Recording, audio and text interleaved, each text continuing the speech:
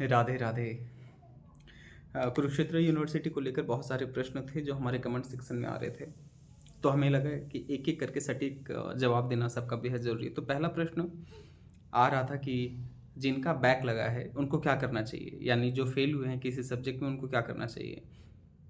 Revolution भरना चाहिए या रीअपीयर भरना चाहिए? क्या करना चाहिए? मेरे हिसाब से आप दोनों ही कर दो। क्योंकि ना ही रिवॉल्यूशन का गारंटी कुछ है और ना ही रीअपीयर का गारंटी कुछ है।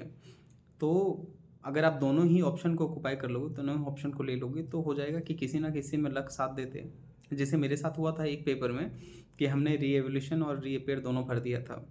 रीअपीयर में मेरा बैक लग गया, मतलब फिर से हम फेल हो गए थे। लेकिन उसी समय फिर हमने देखा कि रिवॉल्यूशन का रिजल्ट आया और उसमें मेरा काफ़ी मार्क्स बढ़ गया था। 14th मार्क्स मेरे बढ़ गए थे और मैं उसमें पास हो गया। तो इसका आंसर यही है कि आप दोनों ही कर दो। मार्क्स बढ़ेगा या नहीं, ये भी बहुत सारे आते हैं। तो अभी मैंने तुरंत ही कहा कि मेरे 14 मार्क्स बढ़े थे एक सब्जेक्ट में, 14। और मेरे कई लोग दोस्त हैं जिनके नंबर बढ़े थे इसमें और वो पास हो गए थे।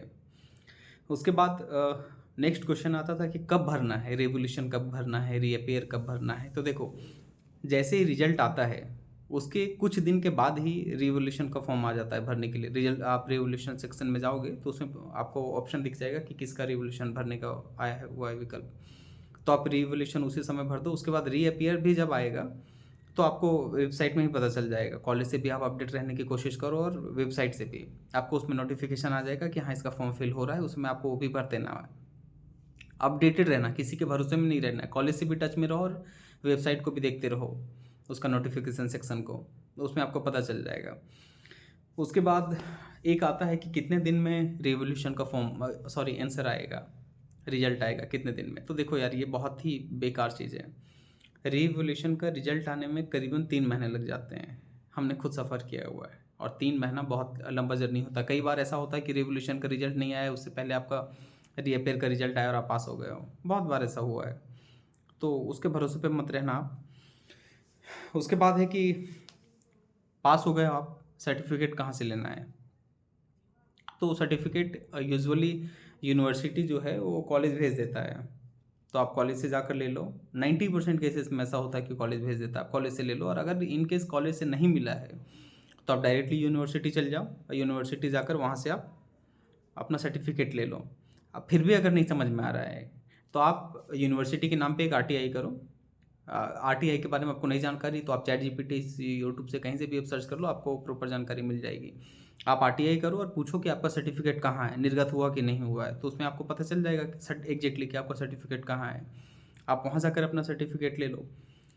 उसके बाद बहुत सारे केसेस में लोगों के साथ होता है कि फर्स्ट ईयर क्लियर रहता है लेकिन सेकेंड ईयर में बैक रहता है।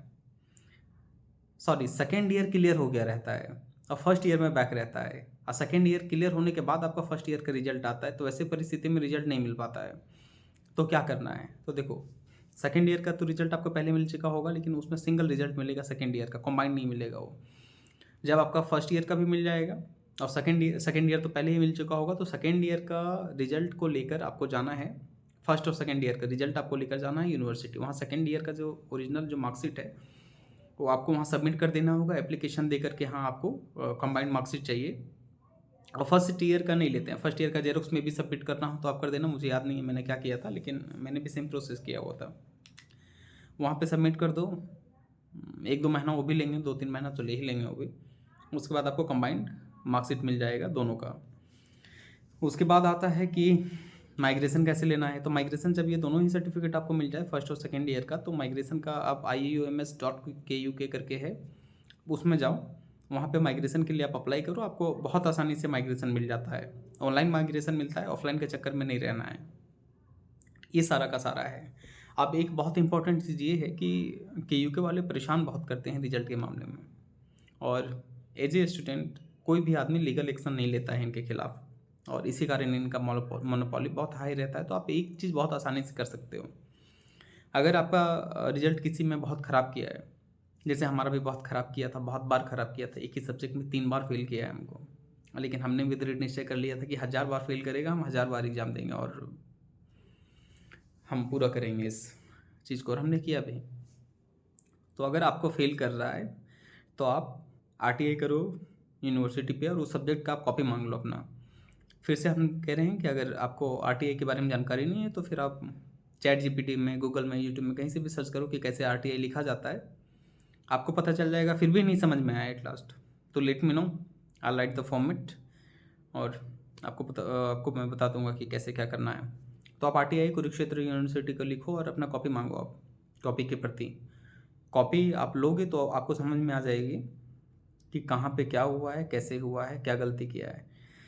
उसके बाद आप एक लीगल नोटिस आप भेज सकते हो यूनिवर्सिटी को कि हाँ इसमें आपका नंबर काटा हुआ है तो इसको सुधारा जाए और सुधारने की प्रक्रिया बता जाए, जो भी है आप आगे लीगल एक्शन ले सकते हो इसके अगेंस्ट। लीगल एक्शन नहीं लोगे, अगर आपको परेशान कर रहा है तो आप जीवन भर परेशान होते रह जाओगे। ये लोग बहुत ही मनी माइंडेड है, बहुत ही मनी माइंडेड, बेवजह फेल करते हैं, बेवजह परेशान करते हैं। आप सोचो एक सब्जेक्ट में हमें 14-15 नंबर कितना के आसपास मिला हुआ था, मतलब 13 नंबर कम था और फेल कर दिया था इन्होंने हमें। हमने रिवोल्यूशन डाला और 14 मार्क्स मेरा बढ़ाया और हमें पास कर दिया। बताओ, हमने लिखा था तभी तो हमें पास किया। भगवान मतलब वो कहीं और से लाके तो नंबर दिया नहीं होगा हमें। तो अगर पहले ही हमें अच्छा मार्क्स दे दिया रहता तो फिर हमें इतना परेशान होने की क्या आवश्यकता थी। तो फिर दे लिटरली आर, क्या कहा जाए उन्हें, जितना भी बुरा कहा जाए वो कम होगा उनके लिए।